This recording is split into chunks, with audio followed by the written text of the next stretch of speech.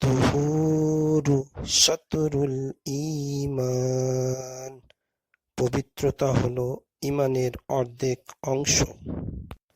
আত-তুহুরু শাতরুল ঈমান। পবিত্রতা হলো ঈমানের অর্ধেক অংশ। আত-তুহুরু শাতরুল ঈমান। পবিত্রতা হলো ঈমানের অর্ধেক অংশ। আত-তুহুরু শাতরুল ঈমান। পবিত্রতা হলো ঈমানের অর্ধেক অংশ।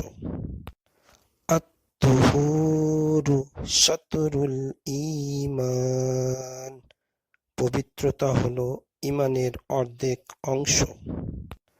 আত-তুহুরু শাতরুল ঈমান।